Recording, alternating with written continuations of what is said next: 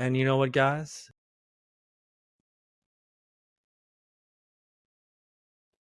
I thought I had to sneeze. I'm sorry. I thought it was coming. I'm sorry. I thought you had something clever to say. No, I thought I had to sneeze. I was like, oh shit, it's coming. I know the feeling.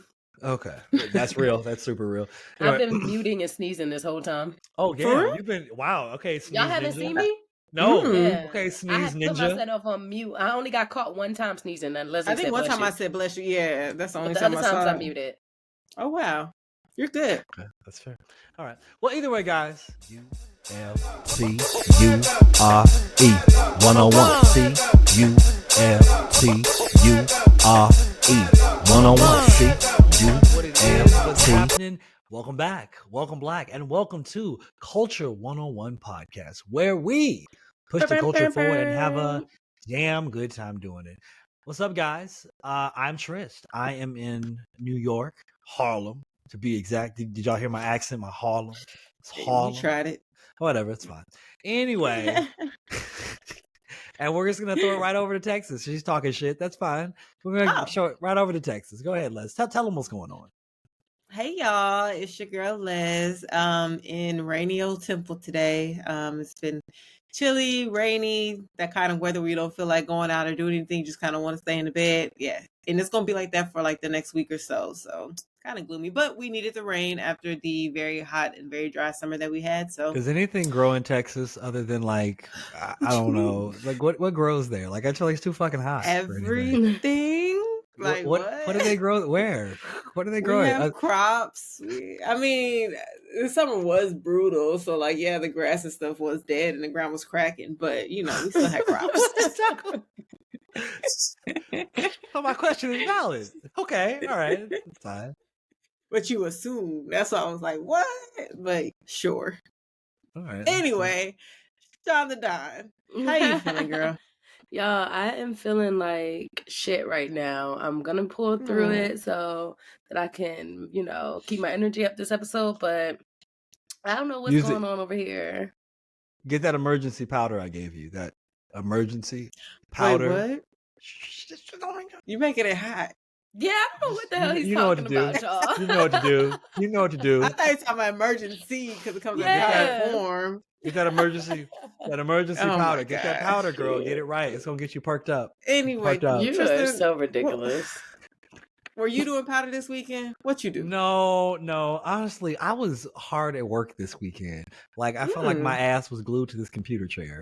Like I'm just over here editing and writing and doing a bunch of stuff. I was trying to get down to DC for Sunday, maybe to go do homecoming, but then I forgot we taped last night and I forgot all about that. I was like, oh fuck, we're taping, so I couldn't leave. But no, and then I had some doggy friends this weekend, so that was nice. But no, it was a productive yet uneventful weekend. That is what went down. Yes. Okay. Productive, uneventful. I feel it. Sean, how about you? What you do this weekend? I wasn't feeling good all weekend for real, so I've been just in the house. I didn't go to any of the homecoming events, but next year is my 10 year, so I'll be outside next year. Damn. Oh yeah, we in that thing. I really feel like she just flexed on us at that moment. She's like, but next year is my 10 years, so. Okay. He's like, y'all had y'all's, now it's mine. Yeah, we know we're older. We know. We're aware. But Child, I mean what? That thing like I'm 2014. I don't care. I'll be out there with y'all. But you know what? Right. Do you know what we do care about? And do you what know do we care about? What do you care about? I'm just telling you, okay? Are you listening? Because it don't seem like you're ready. We ready. Okay, all right. I didn't believe it, but that's fine. Try it again. We ready. Okay. We ready. We ready. Wait. For the bulletin. We ready. You know what? Archie gonna sue us, but that's okay. Yeah, YouTube. My bad. Hey, Archie. Wait, didn't he pass? Did he? Oh God! I think didn't his brother kill him or something tragic like that? What? Google it. Let's not spread misinformation. Let's come back to that and let's allegedly. Yes, we'll verify later. But yes, y'all, it is time for the bulletin board. Leslie Perez, take it away. All right, so I want to do a couple quick shout outs, starting with Howard University. like Sean mentioned, and Tristan, it was our homecoming this past weekend, and one of our, I guess he counts as an alumni. They gave him an honorary doctorate. So Diddy presented Howard with a $1 million check. What do you mean he counts? He for sure counts. He went there for years. Sure. Damn. Okay. Anyway, does that count when you graduate? As like they gave him an honorary doctorate. If you went there, you were an alum. All you have to do is go for a semester. You're an alum. Okay, so yeah, shout out to Howard for receiving that from Diddy. Go us. And to all you haters who are like, is Howard and Spelman and Morehouse the only HBCUs? Like, no, of course not. All HBCUs need love and deserve all the funds. However, we just have some very notable alumni that choose to give back, so we can't help it. Like, I kid. Y'all always starting beef this homecoming week. It's post homecoming Monday. Every picture I saw of like Diddy presenting his check, all in the comment, how are the only HBCU? We can't help it if we're the best. I think he gave $1 million to a different HBCU last year. Probably. He's given out money before to several schools, so look, you don't respond from the throne, okay? That's just all there is to it. You don't respond from the throne. That's just all there is to it. And you just like, oh, that's cute. And you keep it moving. That's just all Exactly. All right, next shout out we want to give to the Las Vegas Aces, who defeated the New York Liberty. Yep, in a 3-1 series to win their second two-peat WNBA championship. So go Las Vegas Aces. Absolutely, man. Shout out Asia Wilson, finals MVP. She's a little bummed she didn't get MVP this season, and she was just like, "Oh, I got something for that ass." And they came and brought it. It was some very good games, close games too, but down the stretch. But the Aces were doing their thing. If they can keep the team together, they might be the start of something special. 3-peat, like I love watching their like celebratory videos of them like drinking the like Ace of Spades and they're just dancing and having a good time. They were drunk as hell, and it got progressively more drunk throughout the press conference. If y'all haven't seen that post game press conference, like you need to see it. And then her teammates are riding for Asia. They're like, "So Asia Wilson not the MVP?" So I remember all of y'all that said Asia Wilson wasn't MVP. Who didn't vote? Yeah, who voted against her? Or did you see that one where it was a reporter, her name was Emily, and she asked a question about how, like, I guess, she had a chance to repeat in college and she didn't win that. And she was like, so was this at the forefront of your mind? And like her teammate was like, Emily. They said that's the new Karen because of how Emily like snuck in that little sneak diss or whatever with the question. It was just so like out of left field, like inappropriate. Asia was like, I don't remember what happened in college. She was like, once I left, I forgot. So like what? But it was just funny. Like, but yeah, shout out to the Las Vegas Aces. Congratulations. We're very proud. And I'm going to keep it moving because I have quite a few stories I want to touch on. First one, I titled this one, "Give Me What You Got for a Poke Shot." Hey, back it up for me and let it drop. Make it hot, boy, like a buddy. Okay. I need to see one of y'all do the chicken head for real. I want an actual video posted on the page. The listeners wanted to. I'm just putting that out there. Oh, we shall see. Okay, so this is a viral video that I sent to y'all the other day. So it was posted by an account, and I don't know if I'm gonna say this correctly, but Shitsugum. SHISUGUM. So it's basically a video. I tried. That felt right. Gave it my best college effort. So it's a video of a delivery driver and a couple. So it was a female delivery driver and a couple, a man and a woman. Oh, this video. Okay. Yeah, that video. Okay, yeah. I got you. No worries. But they're engaging in a tense exchange over a tip or lack thereof for a sizable $400 grocery order. So the driver is clearly frustrated. She's arguing basically like it's important to tip regardless if you paid X amount for your groceries. I'm the one who took the time to, put them in my car, drop them over here. I'm, helping you take them out of my car. And the customers on the other hand are like, we paid for this. Like, tipping is not mandatory in this country. It's optional. Yeah, it's strongly like encouraged, but it's still optional. So they're like, no tip. So the worker is quoted saying, you should see how much work this was and why I should be getting a tip. So the couple says, no, you don't deserve a tip. You're crushing the ramen noodles for one. Sorry. I'll feel the way you crush my noodles too. That's real. I feel away now. I'm a little offended too. So the delivery driver says they're not for you anymore. I had to pack all of this in my car and bring it to you guys and then unpack it. You didn't pay me, you paid the delivery app. She says you guys can get your refund and another delivery driver can deal with you guys. And basically the couple's like, well, fine, we're gonna report this, we're gonna report you and this whole altercation.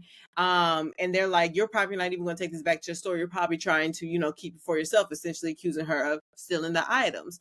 So it should be noted that with Instacart, they actually did drop their hourly wage from $7 to $4, which means their drivers are like really heavily dependent on tips. So what are your thoughts in this scenario? Who do you feel was right? Who do you feel was wrong? And just what do you think about tipping culture overall in this country? Sean, do you want to go first? First of all, so for all of that to have happened, that means that when she got there, she requested to tip. Because don't you usually tip when the people are done? So that means you pulled up and you were like, hey, where's my tip? Before you even started taking the stuff out. Because how did they get to the point where she didn't get the tip if the groceries are still in the car? That's rude as hell for you to pull up and be like, where's my tip? And Yeah, I would have given her a tip, but I can understand why some people would have not. I don't think it's an obligation at all. And you're still supposed to do your job. That's just the end of the day. right. So But this is something you signed up for. Yeah, correct. Yeah. Go ahead, Correct. Tristan. No, I just feel like if you wanted a tip, like I might have grabbed a penny or something and then given you the penny and been like, here you are. I was like, that's not a problem. Like I would have showed cash and then been like, oh yeah, I got you. Let's get the groceries. And then like, here you go. Here's the penny.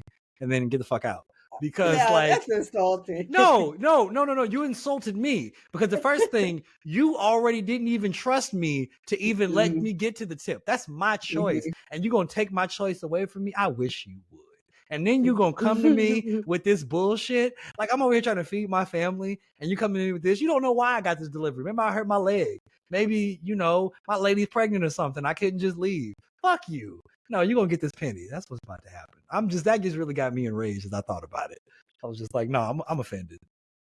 Yeah, I do feel like tipping has gotten out of control in this country. I feel like every establishment now asks for a tip. Like they do it. When we're in Atlanta and I went to Starbucks, they were, asking for a tip. I'm like, okay, go to the nail salon, they ask for a tip. You do any type of service or whatever, they ask for a tip. And for me, it's like, I'll tip accordingly, especially at restaurants and stuff like that like 100% I get or whatever. But with some services, I feel like if I'm paying like say for your nails, if I'm doing hands and feet all together, that's easily $170. If I'm paying $170, I'm paying $170. Like that, like your tip should be included with that because it's so much for the service because y'all charge for every little thing. You charge for length, design, all the things. So I just feel like tipping has really gotten out of control in this country and the way that they feel like every little thing needs to be tipped for. So I think the U.S. needs to reevaluate their wages that they're paying these people and stop paying the $4 an hour. Like that's crazy. Like, come on now. We need to raise minimum wage, but we also just need to like, and I get people depend on these jobs and stuff to make extra money, or maybe this is their full-time job, but at the same time, it's like accepting certain jobs, like some waitressing jobs that are pay like $2 an hour or something like that, and just being dependent on tips, it's not fair to the actual like customers because everybody's struggling at this point. You know what I'm saying? Like inflation has affected all of us. So I ain't got no extra to give you. You know what I'm saying? So I do think it's gotten very out of control. But in this instant, I do side with what y'all are saying, like how she immediately hopped out the car and was just expecting a tip without fully finishing the delivery and what her job was. I think it could have been avoided, and I just think it was just an unnecessary interaction altogether. There's one question I do have before we move on. Did she have to carry it up some stairs or some shit? Like, was it like a They didn't even make it that far. Because like, if it was a walk up and you make, because like I've done Instacart before, and especially in New York, I did it for like a month, and I was like, I can't do this shit anymore. This is terrible. because people are like the fuck entitled here, and so like there will be like some person that's like, yeah, I'm in 5B. I need you to bring it up. Can you buzz me in? Can you let me in? Oh, you just figured out. Get in. What the fuck? Like I gotta get in and wait and catch the door and do all of this shit. And then I gotta find a place to park the car and all this other shit. like it's a lot. So like I can understand why you felt like you were deserving of a tip. I totally get that. But you still can't get up in their grill about the tip. That's just not how that works. Like, Well, you know. in this video, the couple was standing right there at her car, so it didn't seem like she was having to go Oh, out of so her they didn't have any way. far to go? Nah, just take There was this shit two and people, go. the couple, standing at her car, like trying to get their groceries, so she didn't even have to walk 2 steps. You know what I'm saying? So Yeah, like you didn't have to get out the car. yeah, essentially, yeah, she just popped the trunk and let them get it. So, Yeah, like and they used to get on. They used to get on me too. They'd be like some of you go pick somebody up, and then like you sit there because it's not my job to help you at all. Like all I have to do is pull up, let you in the car, or whatever it is. Like if I was driving Uber, okay. And then like there was an older lady, and she had a bunch of groceries, and then they all browbeat me. They're like, "I know you're not gonna sit in this car while this older lady is out here." I'm like, oh, okay, let me go help this old bro. It's fine, and go put these groceries in this car. And she had she had a bajillion groceries. Okay, yeah, but like that is not the reason you called me. That is not in anywhere in this. If I decide to just sit in this car and be like, well, I guess you'll call somebody else. That's because that honestly was about to be my answer. But I was feeling I was in a good mood. But that's all I'm saying. I get why you needed that tip. But like you still can't. Kristen And even all of that, people, he ain't helping old ladies with they. but I helped her. That's what I'm saying. But I helped her, and that's the thing. And I still didn't ask that old broad for a tip. That's all I'm saying. Not old broad. That's how I felt. That's how I felt. Oh, that's exactly how I felt. All right, moving right along. We're gonna leave that right there. So my next story I titled sorry. And we start back at one, son. So I named it back at one ... son. Beautiful. Because thank you. I appreciate that. Because Brian McKnight revealed he legally changed his name to his newborn son's name, which is Brian, well, I might butcher it, Kanoa Makoa McKnight Sr. So he's a senior to his newborn son, although he was already a senior to his eldest son, Brian McKnight Jr. This man just started a whole new family and pretended that the first one didn't happen? Pretty much. You know, they've been going back and forth.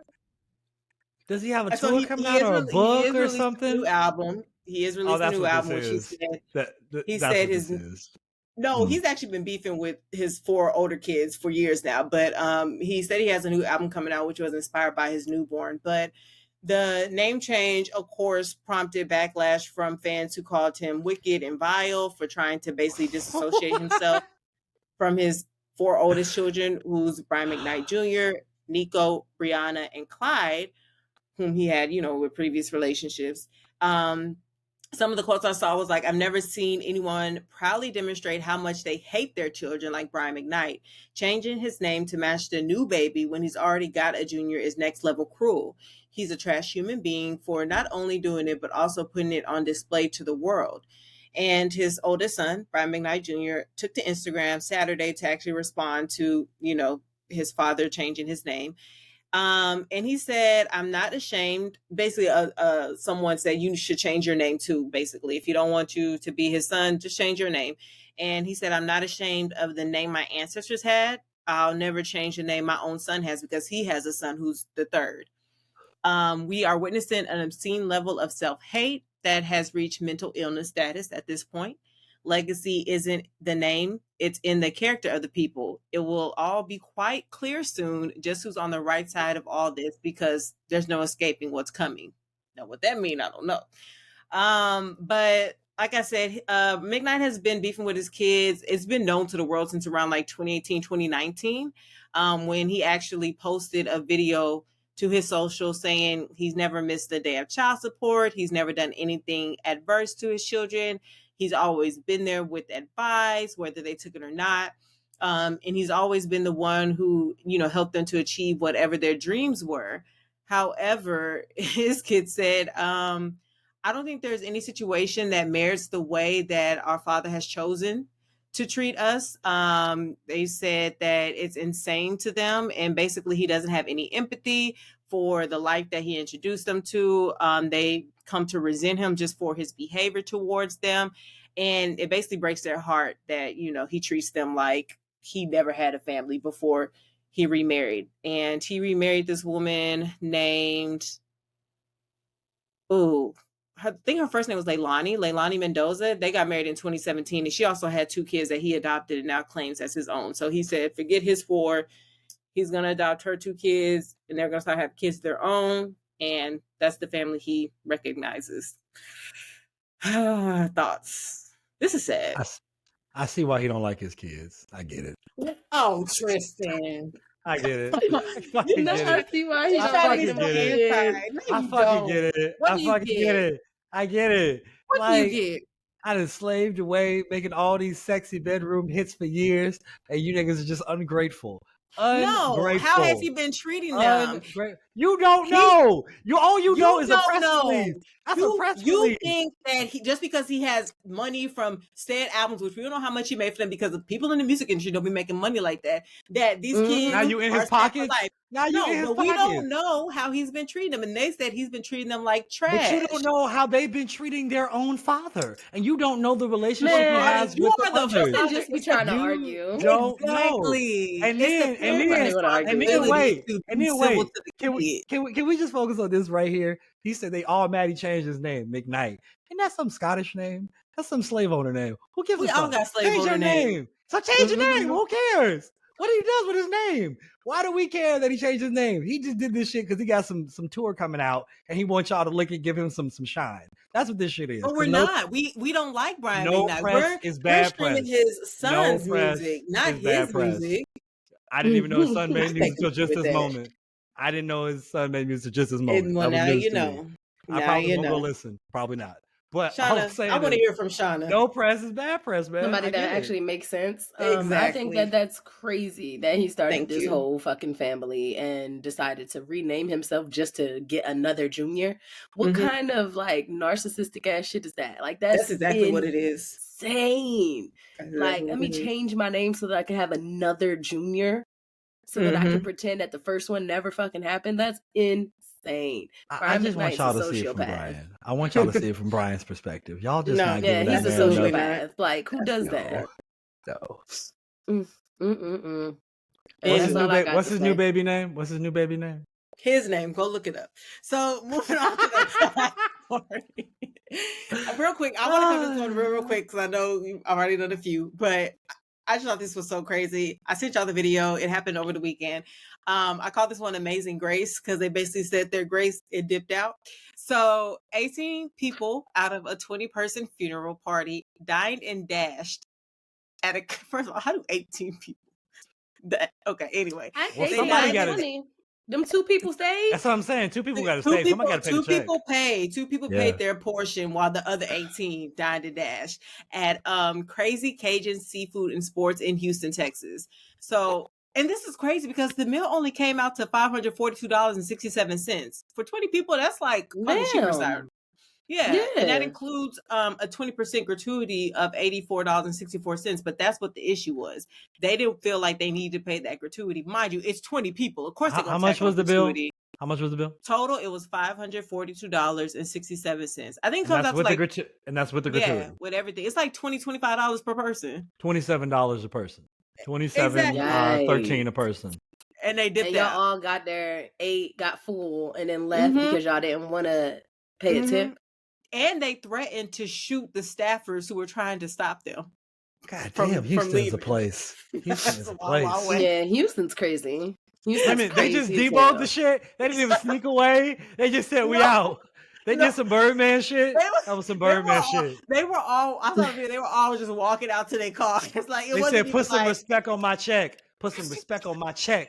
Nigga. It wasn't even like a couple people leaving here and there, whatever. They all walked out single file. Well, you're stronger with numbers than you are individually, so I get that. What would y'all do if y'all were like? I would have been those 2 people that paid. Right. What were you the waitress? Would you have tried to stop them? Or you just be like, well, it is what it is. I'm not stopping a gang of people to get money for an establishment. That's not mine. No, y'all are gone. All right, that's fine. That's what y'all want to do. I'm not about to hold. Doesn't that come out of like waitresses and bartenders check in some establishments? If people don't pay their tabs. If they, I don't know some if they do that. establishments. Maybe in some of them still. A lot of places don't do that anymore because you can't really control that. Like I can't control 18 people getting up and being like they literally didn't sneak out. If they snuck out, then okay, that's on you. But like because if you had been there, they wouldn't have snuck out. But like 18 people, who's gonna stop that? Who's gonna tell them no? I'll wait. Who's gonna check them, boo? Especially if you threatening to shoot me, I would have been like, you don't even have to do that. You got it. You didn't even need the threat. Like, I wasn't going to stop you anyway. This ain't my food. Like, I'm going to stand at the door and insist you pay, and then you be like, we'll shoot you. You know what? Another time. Another time. Y'all got it. For your loss. I can tell you're hurting right now. Because then if you fight them, then you go to jail because they can sue you because you touched them. Yeah. So. Yeah. Yeah, I would have stood at the door till you do right by me. You gonna curse them? You gonna put a curse on them? You gonna put a curse on them, Les? Just might. But I feel like I gave y'all enough today. I know that was a lot, but it was a lot going on this week. So until then, I will keep my ears to the street and report back next week. Yay!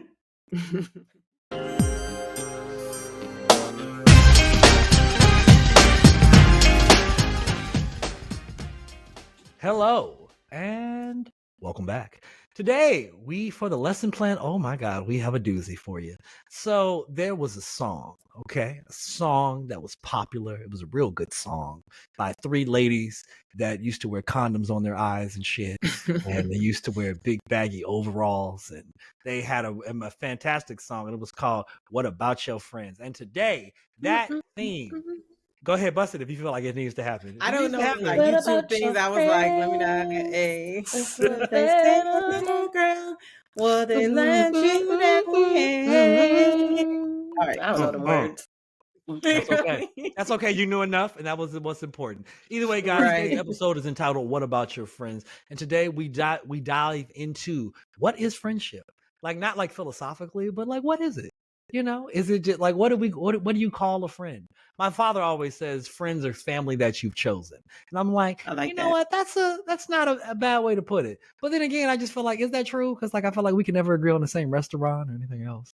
So, you know, like what but then again, you don't agree with your family either. So there's that too. Yeah. But either way, guys, we're gonna delve right into that. Leslie, tell us about friendship. What do you know about friendship, Leslie? Oh, I know a thing or two. All right.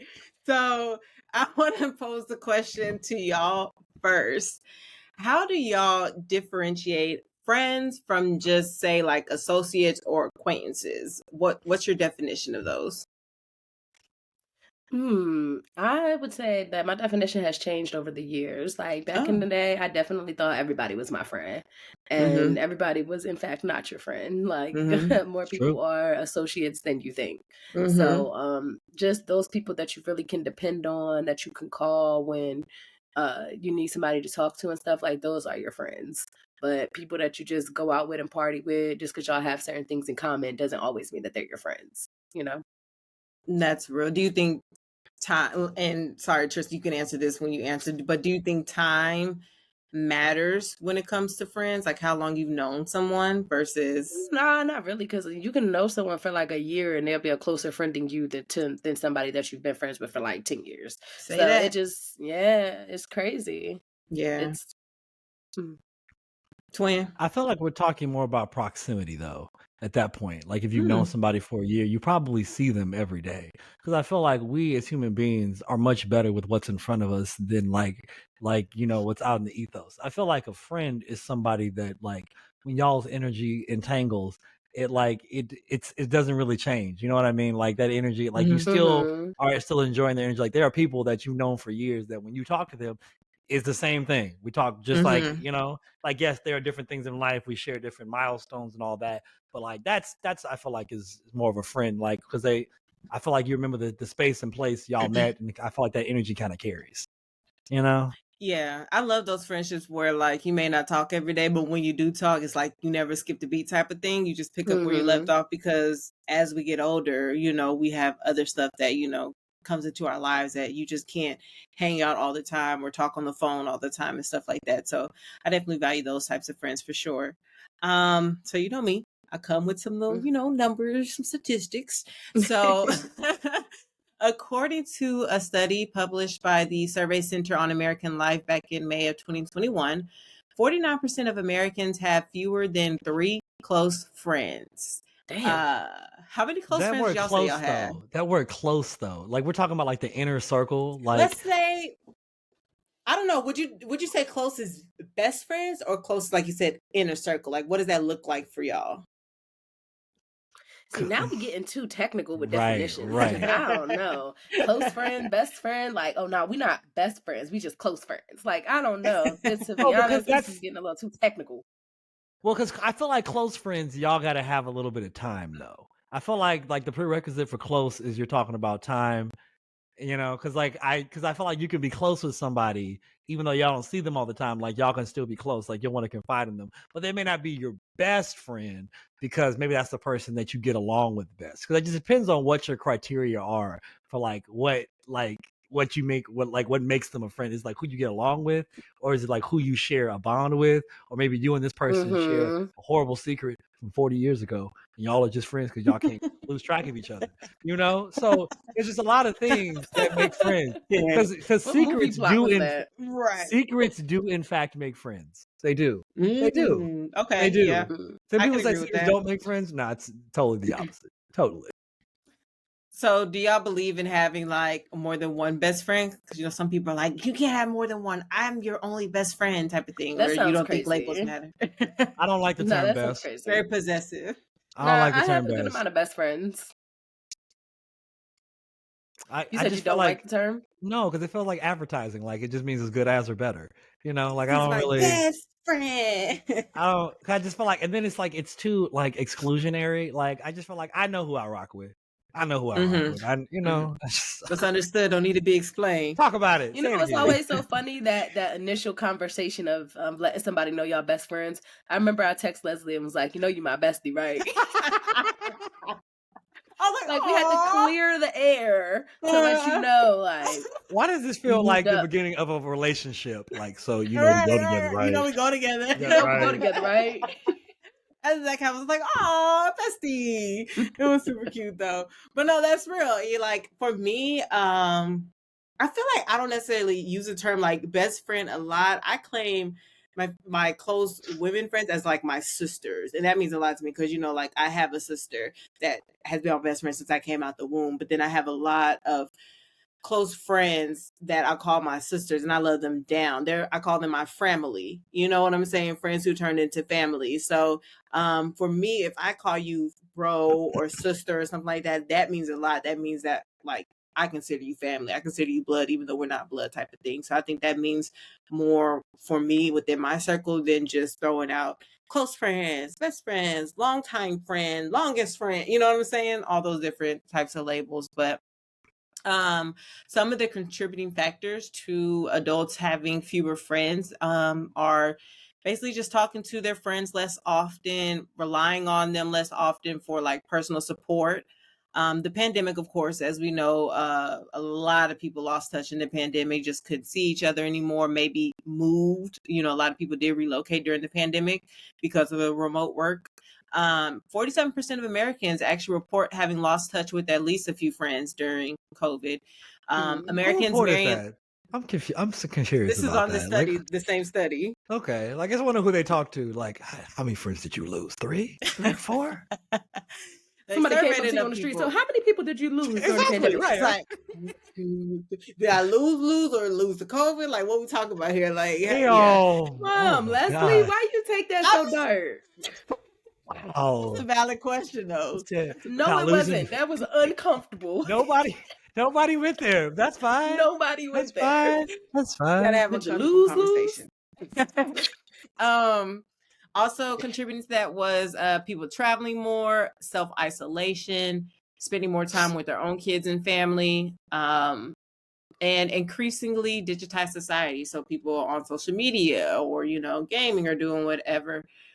So next question for y'all. Do y'all have like different friend groups? And if you sure. do they ever like intersect and hang out together? What does that look like? I try not to do that. I've had different friend groups since I was in high school. Like, I hung out with so many different groups of people. Correct. So I've always had different friend groups for sure. I've mixed friends before though. It can be interesting.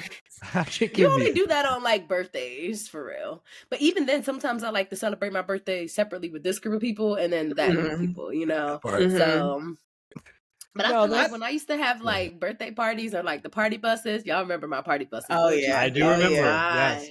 Used to be a good time. I used to mix friend groups on there, so yeah. I think you did a good job though. Yeah, I think you did a good job though of like introducing your groups of friends, because I've become close with some of your friends just meeting them through you at, like you say, your birthday functions and stuff over the years, and just seeing them, at different functions. So I love when like different groups of friends can like commingle and then they become friends and stuff like that. And it's not a like, I'm your friend first, you can't be friend. You know what I'm saying? Nothing kind of like that. It's like, yo, we all vibe and we all get along. Like, that's great, Yeah. No, it's definitely better to do it that way. I mean, I've done it and it's been cool. Like, don't get me wrong, I've definitely mixed friends and it was cool. But generally, like, I don't know. I just feel like stuff is different for like a reason. Like, I always think about like this one comedian, he would always talk about like whenever he makes friends, he'd be like, okay, guys, I have to give them a briefing. Okay, so these people don't think I drink, and don't be surprised if I speak with an English accent. Hello. I'm so confused. Hello, how are you? Yes, darling. Not that kind of cold switch. It's like crazy. Robin Williams and Mrs. Doubtfire. That's what that sounded like. Oh man, what was that? Maybe Jim Gaffigan. That sounds like Jim Gaffigan. But either way, that's the point, though. I just feel like sometimes I like to, like, you have different friend groups for different purposes. Like for me, like I have a skating friend group. I just feel like I can't always, unless y'all skate, when are y'all gonna come mix and mingle? You know what I mean? Like we're there to skate, stuff like that. Yeah, I think especially in college, that really like comes out a lot, like because you're in different organizations or like whatever dorm you're in or whatever. So I think that's where like the different groups of friends really like come into play there. Have y'all ever befriended your coworkers? Like, have you ever legit called a coworker a friend? For sure. Yeah, but that always takes time because I code switch like shit at work. So I am like a different person at work. So how do you sound at work, Shauna? What's your work voice? Nah, I'm kidding. I sound the same. Okay. I know you're not putting on a whole voice like all day. I'm not doing that shit. But like my coworkers wouldn't know like that I smoke or that I like. Of course. There's just certain things that I not their business. Don't. Yeah, that I just don't share with my coworkers. So I'm not gonna be like, yeah, I was so drunk last night. Like, I don't know. It just takes me a while. And it usually happens when I stop working with people that we become closer friends than when we were working together. But right now, I have a pretty solid relationship with one of my coworkers. Like, he's pretty cool. Yeah. We've hung out a couple of times outside of work, which is always like, I feel like for me, it was different because, I worked for like Enterprise for so many years. We worked like 14, 16-hour days together, and then we did like happy hours together. So it was like we became that's trauma bonding that y'all did. Y'all was trauma bonding. It really was, though. It really was. That was trauma bonding. Like, really why the fuck would you have a 14-hour shift? Oh, crazy! What in the slavery is going on?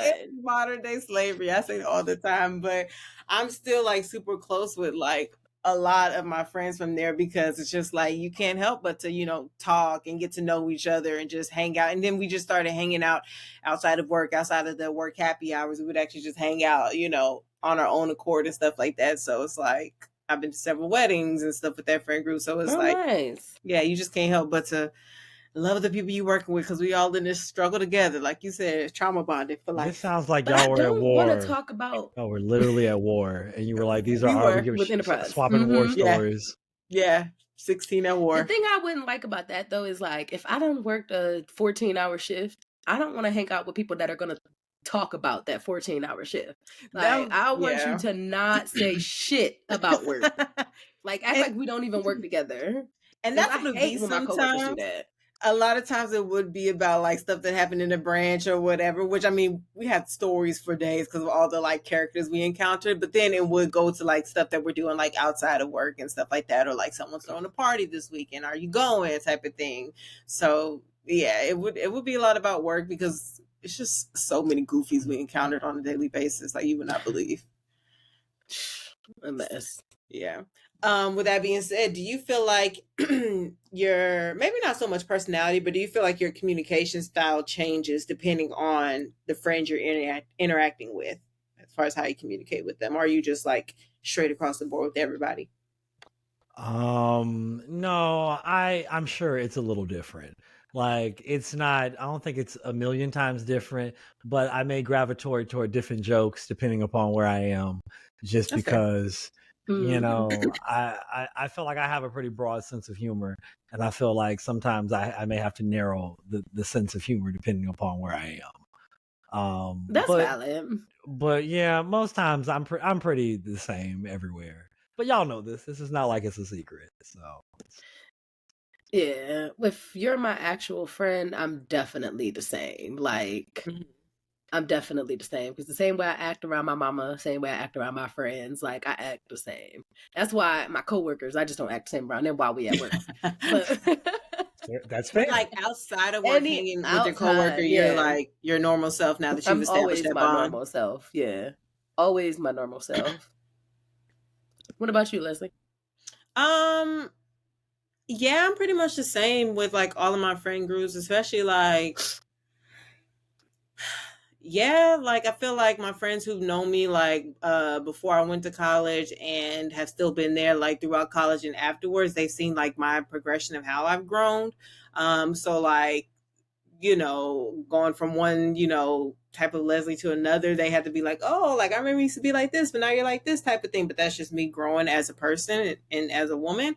Versus like my college friends, they sort of say the same thing. They're like, oh, freshman year Leslie was so different from senior year Leslie. Da, da, da, da. And they'll like always bring up like funny stories and stuff like that. But for the most part, like I'm the same across the board with everybody. Like even my, like I said, my enterprise coworkers now, jobs I've had since enterprise, similar to Sean, like I don't be telling my business. I keep it very like, you know, this is a work thing, because it just hasn't been the same environment that enterprise provided for me to feel comfortable to befriend my coworkers. It's been totally different since leaving there. So I do keep that more professional for sure.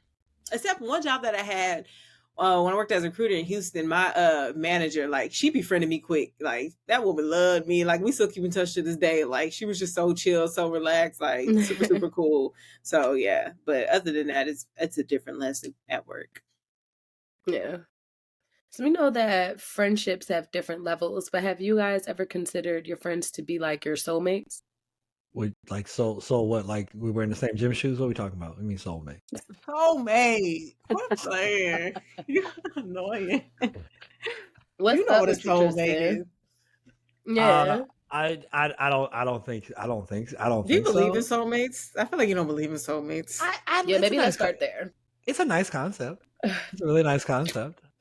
I do think that it's like, okay, like I'll give you a good example, right? Okay, they have this thing now I've been looking at where they talk about dragons used to exist, right? Like, do y'all believe they used to be dragons? They used to be in the earth, like actual dragons, like motherfuckers used to fly around, scaly, fire and shit. Okay, right. They're gone. Like, I just feel like they're rare. Like the dragons are somewhere. Like they're just not all dead. They're not all dead.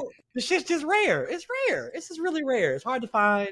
You know what I'm saying? Because what is a soulmate? Like that's such a philosophical term. Like what is that? Define it right now. I'll wait. Let me go to Google. I'm just curious. When you get married, do you just feel like, oh, this is just someone I'm choosing to get married? Do you feel like this ideally suited to another as a close friend or romantic partner? That's a great definition. Okay. Well, if it's a close friend, I can see that. Then that's real. Okay, that's real. I'm just curious, do you believe in soulmates and love? Like when you get married, are you gonna feel like it's your soulmate or no? Like it's just somebody you choose to marry. I guess sure. Why not? That sounds good. Why not? I feel like you're my partner and I feel like we are in this together. Let's hold it down. That's what I feel like.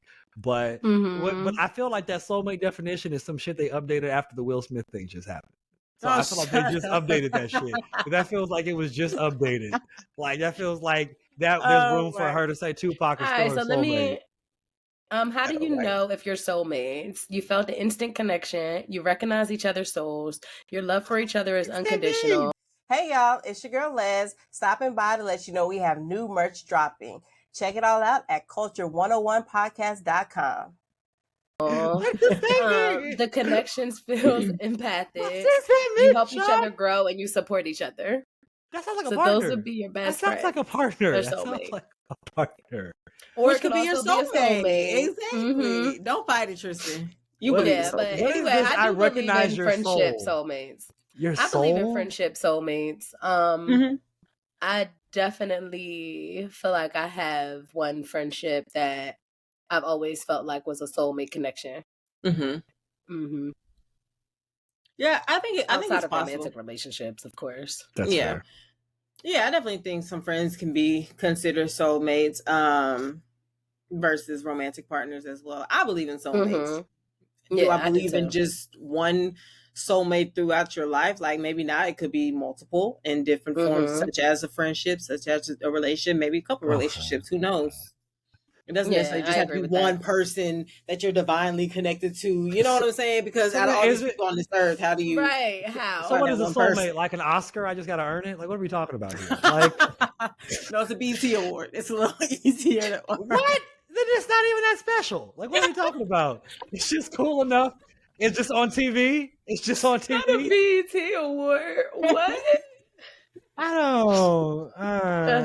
That's what I guess. That's for me. The problem is that there's just too much inconsistency in what we're talking about as a soulmate. Because, like in my mind, it's like an end all be all. You find this motherfucker. It's like there's a movie called Infinity. There's a movie called Infinity. It has Chiwetel Ejiofor and it has Mark Wahlberg.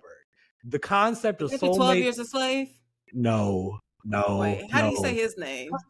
Chiwetel Ejiofor is in 12 Years a Slave. Yes, he is. He was a slave. I'm sorry. I thought you were talking about this movie. I'm like, no, there's no slavery in this movie. How would that movie that you already gave a title be? That's why I was confused. You see why I was confused? So, in the movie, they talk about the concept of soulmates because these two people's souls kept coming back to each other through several iterations of life, and I mean like maybe 100 iterations of life. So you know what a soulmate is then. But what I'm saying is that transcends this life. Right, but you see what I'm saying? That's such a rare thing. We're talking about 2 people out of billions that have lived on the earth. You're talking about maybe 12 billion people have lived on this earth.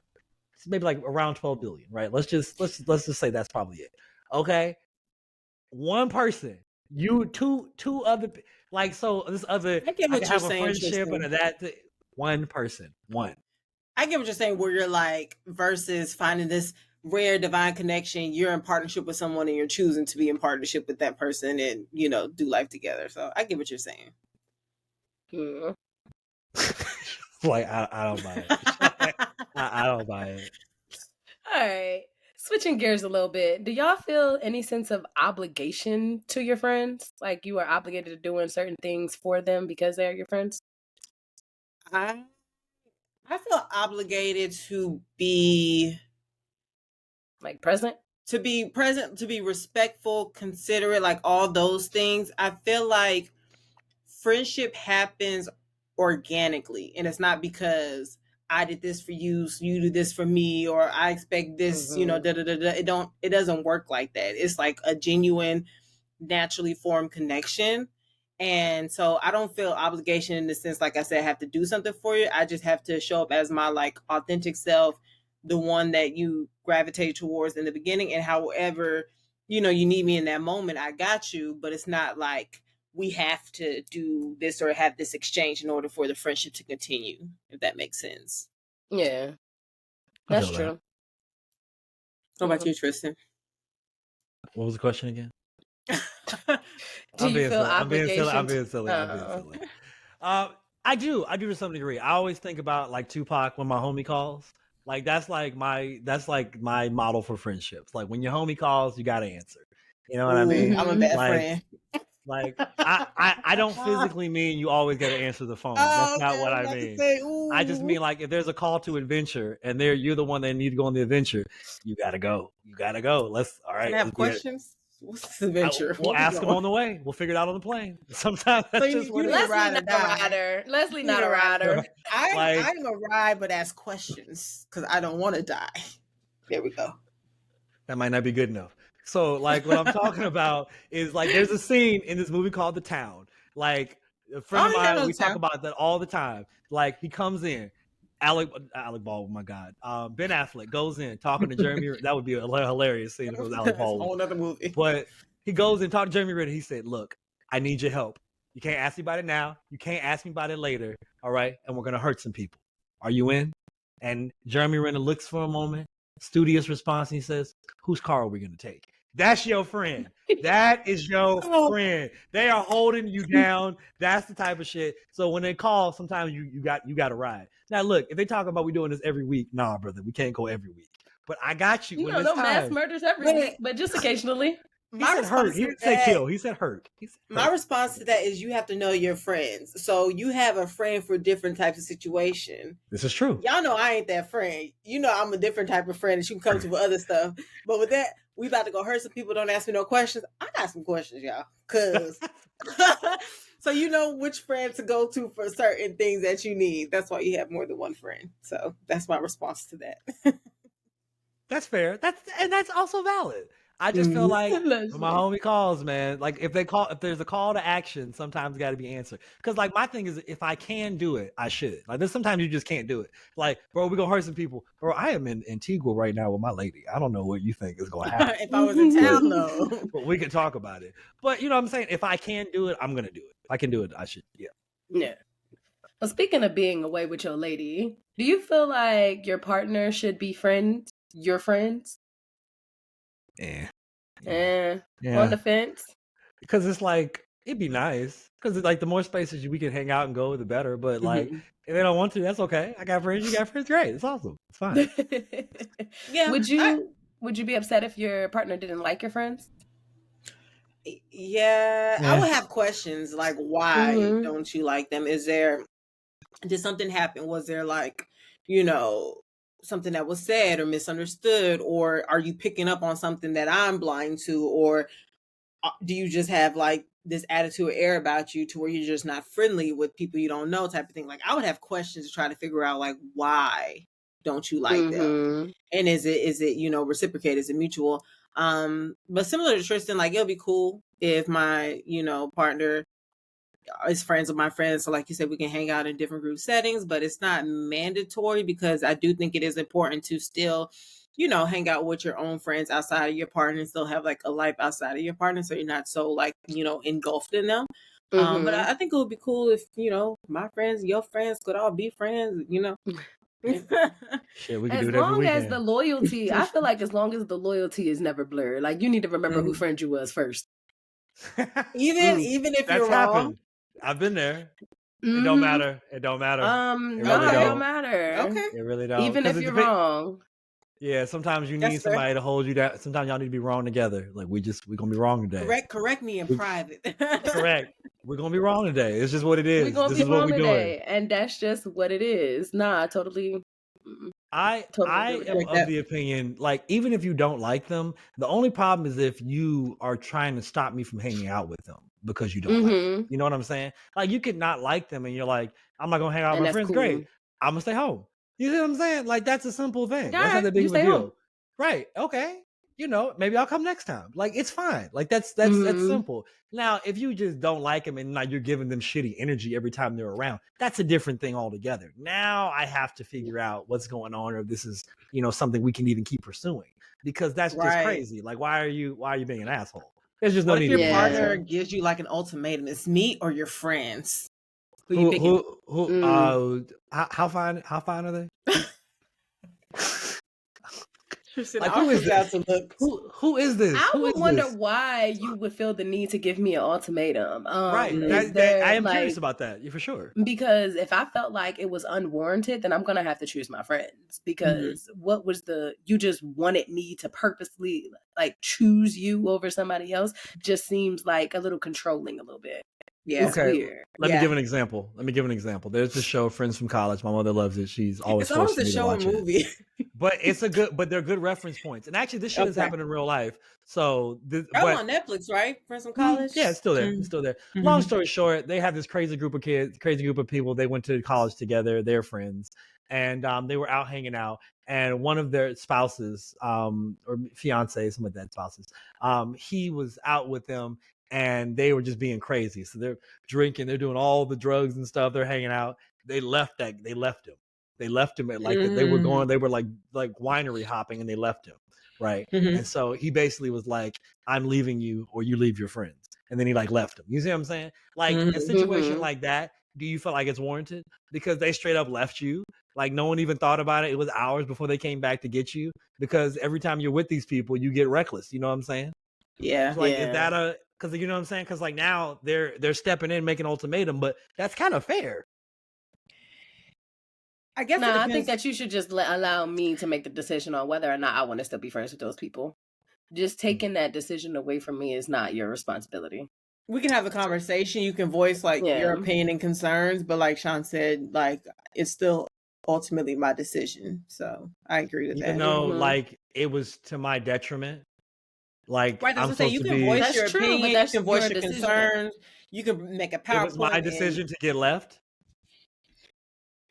No, she's saying it's ultimately your decision to decide whether or not you want to exactly cut them off or not. That's fair. It's like relationships. Yeah. Some people stay in relationships longer than they should, knowing that that person isn't good for them. It's the same thing with friendships. Some people stay friends with people longer than what they should, even though it may not be the best friendship. But because you have so many years or so many experiences or whatever, it's hard to let people go, even though sometimes, it's better for you. That's right. Hey guys, it's your boy Tris, and guess what? We got new merch. That's right, new merch. Come check it out. Culture101podcast.com. Stay tuned, stay locked in.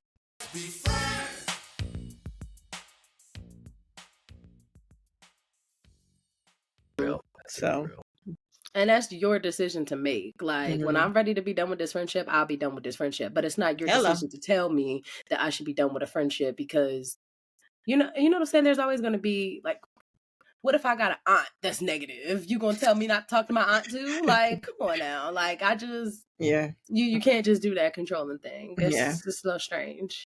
Even though sometimes you do got to cut family off. Speaking of cutting people off. I don't know, man. I feel like that's a situation where like if someone is like they're doing something crazy, like all your friends, like you don't. Okay, is a good one. You are an ex-addict, and your friends are addicts, and you want to hang out with them. You know what I'm saying? Like, but no one can make you make that decision. Just like no one can make an addict go to rehab. They have to make that decision themselves. That's a good point. Because Tristan, can't nobody tell you what to do. Like I could be like, no, Tristan, you need to do this, and you can be like, whatever, I'm going to do what I want to do, like regardless. So as adults, no one can make us do anything. Right, but I'm just saying, like, I can't force you to do anything. I could strongly encourage or tell you, but as an adult, you're going to make your own decisions, you can't force them. Yeah. But how do y'all deal with conflict in friendships? I know for me personally, I can share first. I don't do well with conflict for real. And I've lost a lot of friendships, even good friendships that I didn't really need to lose because I did not communicate in times of conflict. But then there's sometimes when I didn't communicate because of conflict and the friendship wasn't worth it anyway. So it's double-edged sword. But a lot of times, being avoidant of conflict has been the detriment to some friendships for me. For sure.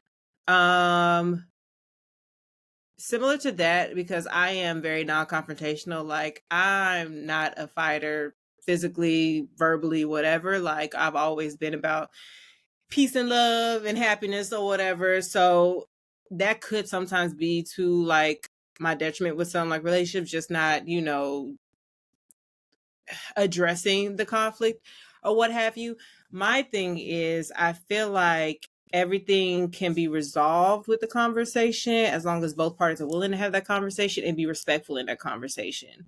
When like that respect level is taken out, that's when I'm like, I shut down and I just don't deal. Because if you care about someone, for me, it's all in the tone and how you present whatever it is you need to say. So I'm not going to purposely try to hurt you. I'm not going to purposely try to, you know, raise my voice or curse you or be negative or derogatory towards you. And I would expect the same. And I feel like that's how you treat anybody that you love or care about. So when that goes out the window and I feel like I'm receiving that, then I'm just like, okay, how you act when you're angry shows me a lot about you. You know what I'm saying? So I'm actually kind of going through this right now. And it's just like, I have no problem acknowledging where I'm wrong in the situation. I have no problem apologizing because I can own up to like my mistakes, my choices, what have you. But like I said, if the conversation isn't respectful, then it's kind of like, I don't do disrespect from anyone. You know what I'm saying? Like I literally shut that down, you know? So, you know, sometimes like Sean said, you know, you may lose some great friendships and you may lose some not so great friendships. It's just the way the cookie crumbles sometimes. What about you, Tristan? How do you deal with conflict in friendships? I want to fight. Let's fight. Let's just fight it. Let's just fight it out. Let's just fight it out. Fighter? I've been in quite a few fights, but that's because you think about it. Well, you gotta think about it. Like I'm not gonna mind my mouth. Of the Gemini.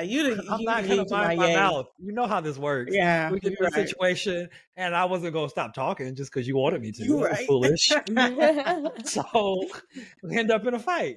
Like I am older now and wiser, and I can generally diffuse a lot of situations. But you know, if that's where we are with this is where we are with this. I feel like there are some situations that can only be solved with violence. That's just even all now, like at your age where you feel like you have like stuff to lose and stuff like that. What we talking about losing now? You know what I'm saying? Like, because I can think of some things that you really want to lose. You know, today because we're right here. I'm right in front of you. But you got to go talk to some other people to make that shit happen. You know what I'm saying? Like, I generally do try to solve things with a conversation and diffuse things. You know, I generally am like, if I see people who fight in the club, I'm like, hey, bro, break it up. Come on, there's ladies here. Come on, go find a lady. Go find a lady. Or if you're gay, go find a man. Whatever it is. But go do what you need to do. Just like stop fighting because you're fucking up my good time. I just don't need them to shut down the club because you two niggas decided to fight today. Yeah, but ruin everybody's time. Yeah, but like with conflict now, I don't mind it just because the shit's interesting. You know, like, and if I'm in a situation where I can't, because a lot of times you can't fight. You know, I had somebody ask me the other day if like we ever like fight or argue. And I'm like, no, not really. I feel like we discuss everything. We may have like a difference of opinions, but we always like talk it out and work it out because we, you know, listen to each other's input and stuff like that. But I was like, no, we don't really have any conflicts. There's always a resolution. I mean, it may not like something. Okay, we can fix it later. There's 2 against 1, vote, whatever. Right. And the nice thing about it is that it's a recording. So like, you don't like it, it can always be re-recorded. It's a beautiful thing about it. That's why I love making the shit, you know? But now I got to ask a question. I feel like K-Camp right now. Have you ever had to cut a friend off? Ever had to cut a friend off? Hey. Have you ladies ever had to cut a friend off? You was like, look, it's over. To be honest, I probably just silently fade away. I'm the same way. That's that conflict avoidance shit. Yeah. We are one of the same, Sean. I'm just fade to black. It depends on what you did conflict-wise for me. Like, if you did some real grimy shit, I'm going to have to talk to you about it. Because, like, now, like, it's really fucking with me. But, like, especially if I have to see... Well, then also, it's the thing, it's proximity. Because if you did some grimy shit and then you moved, I ain't about to chase you to talk to you. That's just not going to happen. Yeah. You're gone. Yeah. But if I got to see you tomorrow... Oh, bro, I'm gonna be up in your face. I'm gonna be up in your face.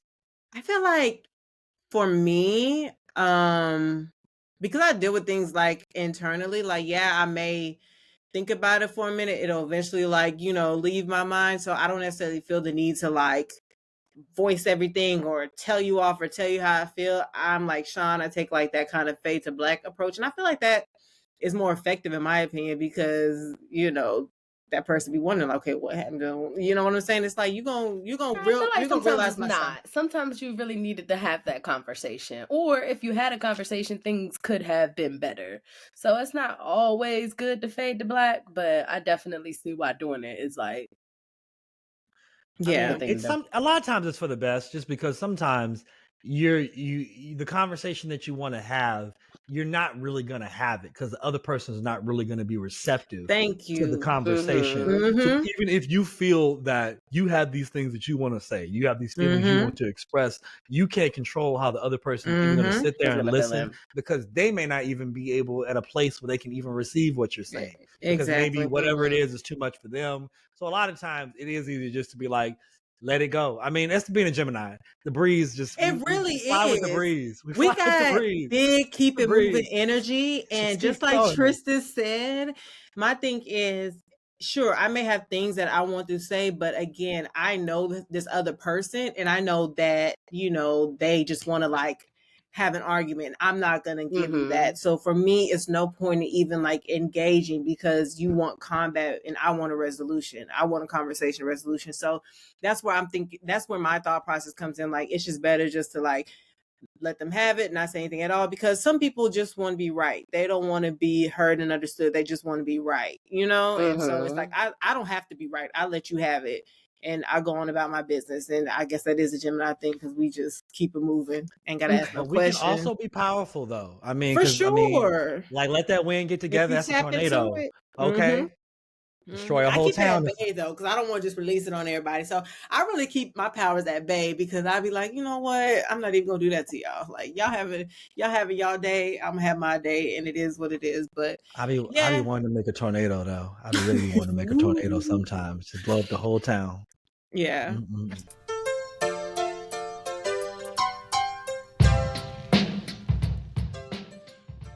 I actually had a not necessarily cut a friend off, but you know, like some friends you can travel with and it's an amazing time, and some friends you can't.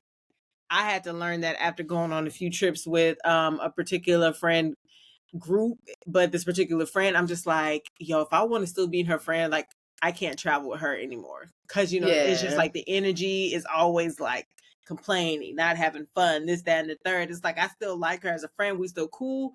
I just can't travel with you no more. And so, you know, we're still friends because of that. We're like, okay.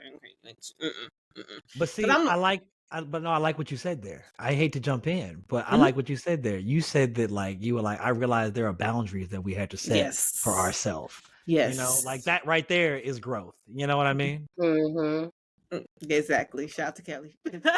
That's a dope thing right there, because you were just like, I realized that. You're like, I don't want this person out of my life. But see, that's maturity. Right. And that's a good thing, though. You know? But at the same time, in the same breath, are there any friendships that you wish you could repair? Yeah. I think time. I think time and maturity would maybe get us there, but right now it's not there. Who you trying to cut? Who you trying to cut? We'll talk offline. That's real. That's real. I could only think of like one person that from a friendship that I no longer have for real that I would want to repair. But I also would be very cool if it'd be cool if it didn't. I don't really. But if it did, that would be nice. But if it didn't, that'd be okay. You know. But I'm saying that because would I reach out to repair it? No. So I guess I don't want it that bad. But if they reached out to you, you'll be open to it. Yeah. That's how I feel. That's how I feel. Yeah. That's real. You keep waiting on that, like that's like waiting on the world to change. You know what I'm saying? Well, no, that's the thing. We're not waiting on it. If it happens, it happens. But it's not like you holding your breath. You know, you going on with your life. But what about you, Tristan? You got a buddy you wish you could repair friendship with? Yeah, I can think of a couple folks. You know, what you do? This is gonna be a fucking meme right here. Right here.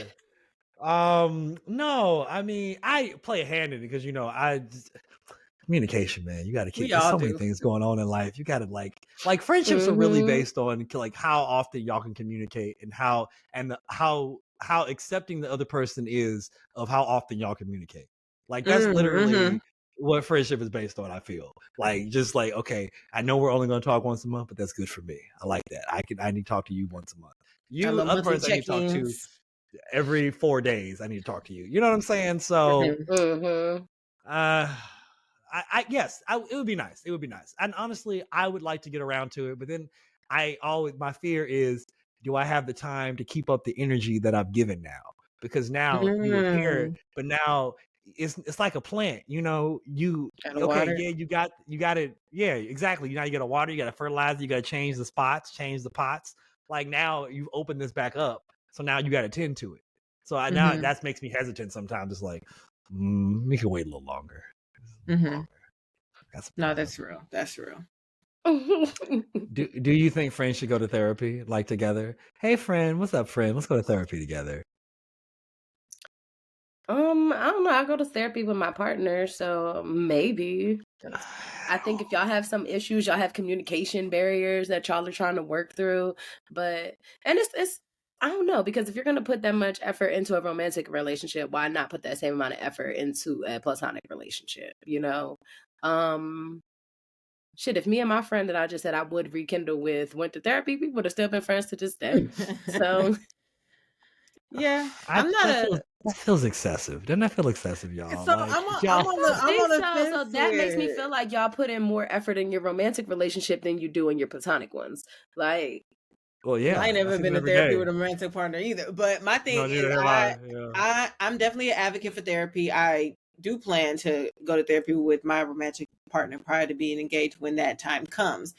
I would be open to therapy for a friendship if need be, and again, that might be kind of like your situation, Sean, what you said, if there's like a relationship we want to repair and we're both receptive to it. But I feel like just for like all my other friendships, I feel like kind of what Tristan said, I feel like my friendships are like easy in the sense like we get each other, you know what I'm saying? Like we get, you know, how we communicate, when we communicate, what we need to communicate about, that type of stuff. It's not work. It doesn't feel like work. But like I said, if I felt the need to go, I would be open to it, if that makes sense. Well, I don't know. I would put the same effort that I put in my romantic relationships into my platonic ones because they're both equally as important to me. But I feel like people, I guess people put more importance on the romantic one because you are building an actual partnership in life with this person to where you're interconnected and all your entities are also going to be interconnected if you're legally married and stuff like that. So that is a little more heightened in the sense than a friendship would be. If that makes sense. You know what my first thought was and why I said that is because I feel like people will cut a friend off from like one disagreement, but then be with a partner that has cheated on them 3 times and had a baby on them. So it's like you're gonna put in this effort for somebody who has done you wrong, but somebody who you just had a minor inconvenience with. That's their soulmate. You're not gonna do it. So they gotta link up. That's their soulmate. Oh, but now that's okay. See, you see what I'm saying? It's just too many wavering definitions. It's a soulmate. Clearly, something is bringing them together. Something is bringing them back together. Clearly, whatever she felt in her soul. It's beautiful. Good night. Didn't Janae Eco say that? That didn't make my soul smile. Like that. She did. Yeah, she did. And now she has a baby. Don't be surprised, baby. It's just me. And she went back to him and had a baby. So yes, we get it, Janae. We get it. Soulmates. Look at that full circle. Beautiful. So do we think that's their problem? Do y'all think that y'all will lose more friends as you age? Unfortunately, I think because just time, especially distance, death. Like, you know, we start to have family. Dang. Who took it dark now? Not me. Sure, death as well, but just to time and not being able to talk to people as much. So maybe you might not lose them as a friend, but the type of friendship that you have is lost. Like, you know, there's friends that you used to speak to all the time, but now you speak to twice a year. They're still your friend. It's just the friendship is different. I also think you'll gain friends, though. I don't believe in that Drake no new friends. I think you can gain friends at any point in your life. Now you got co-worker friends and we get a little nursing home. You have nursing home friends. But see, what you're talking about. So old. How are we jumping generations like this? That is wild. But no, but the other part is that's dependent upon you putting yourself in a position to do that. You know what I mean? Because like if you're raising a family and like you go to work and if you work a job, like let's say you work in IT, shit, you may not see anybody all day. You know what I mean? You know, and then like you got kids at home. Like when do you really get out to, and then maybe you go to a family function a couple times a year. Maybe you see a friend sparingly. You know what I'm saying? When are you finding that time to make new friends? Like you got to join a bowling league or something. Yeah, different types of activities and stuff. Yeah. Yeah. You become friends with like, other parents dealing with your kids, you know what I'm saying? Like PTA parents or like soccer team parents or whatever. Like, I'm starting doing play dates. Let me hurry up and get some more friends because I don't want people. I don't like friendships that seem kind of forced. And because our kids go to school together, that seems kind of forced. Like, I didn't pick you. We just so happened to be the same place. You could pick them, and you met because of your kids, but you could decide. You could pick which parents you fuck with. You ain't got to fuck with all the parents. Yeah. Nah. Like, you got a choice. It's just like your kids got a choice in school. Like, they didn't pick their school, but they're gonna pick some friends. Same deal. Pick some parents you like. Get with it. See. Especially if they only want to talk about kids. Yeah, that would blow me. What else? I want to find. You know what I want to find? I want to find some skydiving friends. That's what I want to find. Okay. I need to go one more time. I lost my pictures and videos. I got to go one more time. I want to go every day. If you lost it, that means it didn't happen. That's what I'm saying. That's why I have to do it again to prove that it did happen because I didn't get to post it before I lost them. Or you saw it in your mind, but that's fine too. My mom saw it, but they're the only two people who saw the video. So if I could arrive everywhere skydiving, like in parachuting, I would totally do it everywhere. Yeah, every last not place. Going to work. Oh my God! Every morning, every morning. Hey, Mr. Neal, he's coming right in right now, guys. Right now, coming in hot. I would give you my longitude and latitude everywhere I go. I'll meet you at these coordinates. Oh my gosh, I can't. What is the biggest lesson in friendship that you have learned? Grace. Everybody needs some grace. Damn, that was a good one. It is a good one. That was a really good one. There were some times where I needed some grace for sure. Yeah. We need to give it. We need to receive it. Grace. Damn, I'm trying to really think on this one. You gotta listen. Tristan, you go. You gotta listen. You really have to listen. Like not, and I don't mean like that listening where like listen to understand. Right, and not to respond. Correct. That's exactly it. That's exactly the point.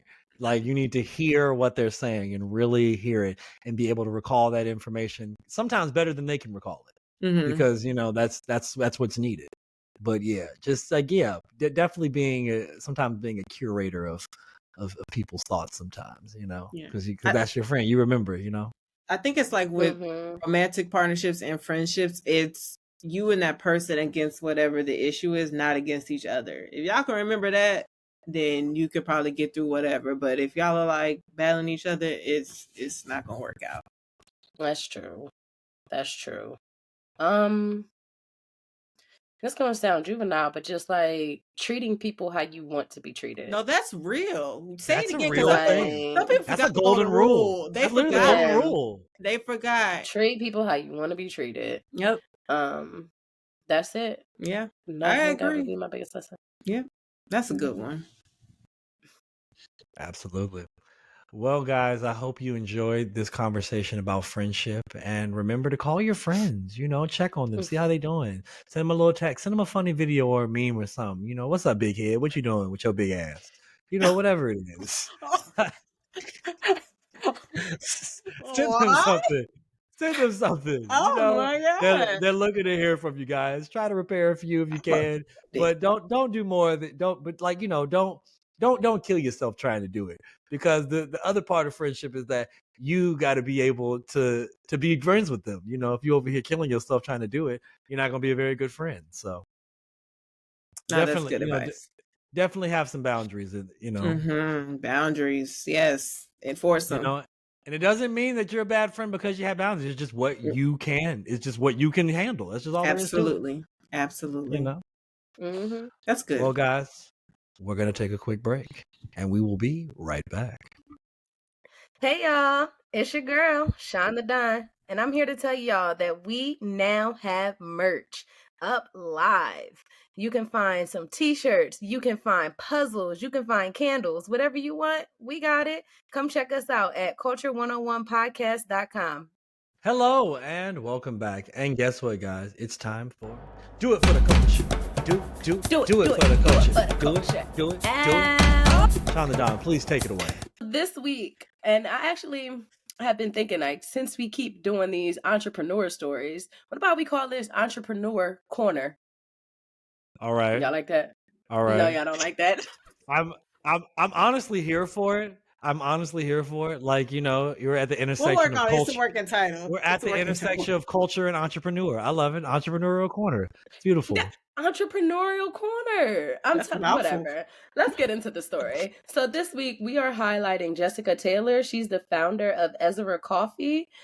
This coffee has started making waves in the coffee industry with new spices and flavors that taste so good you don't even need to add a creamer. I think you're gonna slap your mama. That's what she was supposed to say. Taste so good, make you want to slap your mama. But Jessica Taylor is a Black woman who owns a coffee brand. She's made history being the first Black woman coffee-owned brand that made its way into Target. It's not only in Target, but it's in the Texas H-E-B grocery stores. Mm-hmm. So shout out to her. I think she's in over 40 grocery stores. That's what's up. Countless Targets. I don't know how many Targets she's in, but she's in at least over 40 grocery stores. So shout out to her. HB tomorrow, see if I see it. Mm-hmm. The brand's 6 blends are all named after significant events and individuals within our collective African American history. So one of her blends is a cognac flavor, and it pays homage to Eugene Bullard, who was the first African American combat pilot in World War I and the owner of Le Grand Duc, a famous Parisian jazz club. He reportedly introduced cognac to his well-known patrons that included Langston Hughes, Josephine Baker, Louis Armstrong, and plenty more. So Josephine Baker was sexy. Just so in case listeners don't know, she's sexy. Okay. Beautiful. That banana dance, we're not just gonna skip over that. But that's shout out to Lynn Whitfield for playing her. Some of her other flavors include a toasted southern pecan and a candy yams. So, and one of her favorite flavors is a roast that's called 64th and Tulsa, which is a medium dark roast named after the Black Wall Street and the Greenwood District of Tulsa and the signing of the Civil Rights Act of 1964. Okay. I see what she did there. Wow, yes. deep cuts with the coffee names. Make it think. Taylor was quoted saying that she wanted us to continue to tell stories of Blackness that were not rooted in slavery, but some in uplifting things. And I'm here for that because I'm so tired of hearing about these slave stories and all this. So shout out to her. She's doing such great things. She actually graduated from a program called The Breakthrough, which is JP Morgan's program. It's an entrepreneurial program that advanced Black and Latina women entrepreneurs in starting their startup companies. So they help them with different marketing strategies, startup funding, of course. I believe the amount was about $5,000 that they're awarded. So you do this program for about a year and you get the notoriety and everything that JP Morgan Chase and Company has set up for them. It's a fantastic program. Definitely want to look into that for sure. Yeah. But she moved to Dallas 6 years ago. Since then, she's been a local personality. She was a cast member on Oprah Winfrey's network reality dating show called Ready to Love Dallas. My show. Yes. So did you recognize her from the show? So I didn't recognize her at first when I looked at the picture, but then as we were talking, I was like, oh, snap, that is Jessica. She ended up with Morier, but they weren't going to last. They was faking it on the reunion. I'm just like, girl, that was just her last choice. So that's how they ended up together. But Jessica was cool. They called her competitive on the show, but she was cool. I rock with Jessica. Well, since then, she's been doing greater things. Her background was in higher education. So after she set up her Ezra Coffee, she set up a Ezra Coffee's scholarship program, which awards students that are pursuing 4-year degrees up to $1,000 in emergency funding. So far, the company has awarded scholarships to scholars at Southern, Howard, and Alabama State Universities. So shout out to her, Miss Jessica Taylor, doing great things in the Black community. If y'all like coffee, check out her coffee. You can order it online. You can go inside Target stores in Texas or H-E-B grocery stores. So shout out to her. All right, Miss Taylor. Shout out to you, Jessica. Come on the show. I got some questions about Ready to Love. Shout out to you, Miss Jessica Taylor. We love you much here. We're gonna try. I don't even fuck with coffee, but you know what? That candy yam coffee sounds good. I may have to get some, and maybe I'll even try some coffee. I just might do it. Just might. It's a toasted Southern pecan for me. Okay, talk about it. Well, guys, we're gonna take a quick break, and we'll be right back. Hey, it's your girl, Shonda Don, and you're now listening to Culture 101 Podcast. You can find us everywhere you find your podcast. We're even on YouTube, so check us out, like, and subscribe. All right, guys. Well, we've reached that point in time where this is the end of the show, end of the road. You know, although we've come, and I was just about to say it doesn't have to be a somber time because we'll be back soon enough. Although we've come to the end. What is this 80s dance mix you put together? She's over here like, this is the house dance mix for End of the Road. Yes, the DJs is spinning this like crazy. No, guys, it doesn't have to be a somber time. That's okay because we're going to be right back. We'll be back on Tubi Tuesdays. We'll be back on all the other many things that we have coming up. And Leslie, let's say that they wanted to hit us up. How would they do that? So you can either hit us up in our email, which is contact@culture101podcast.com, or you can go to our website, culture101podcast.com, and you can leave us a listener letter. We are so eager to start reading these letters, so please drop us one. Let us know if you want to be anonymous, use a fake name, that's even better, and let us answer your questions. We're experts. Say it with your chest. Say it with your chest. Use your real name. Okay? Yeah, use all of it. Look, I don't want to incriminate nobody, depending on what you ask us. So, use your judgment. You can ask whatever you like. We may not tell you about it, but you can ask whatever you like. Whatever you like, sure. We're ready for it. Please. The floor is yours. Mm-hmm. Well, guys, don't forget to like and subscribe. Please do all those things. Share, let your friends know. Rate us. Exactly. We appreciate Leave it. Reviews. Check us out on YouTube and Spotify and Apple, wherever you get your podcasts. Until the next time, I've been Tris. It's your girl, Les. And I'm Shonda Don. And even though these roasting coffee beans may change, the vibe remains the same. Be out, y'all. Bye. Drink up.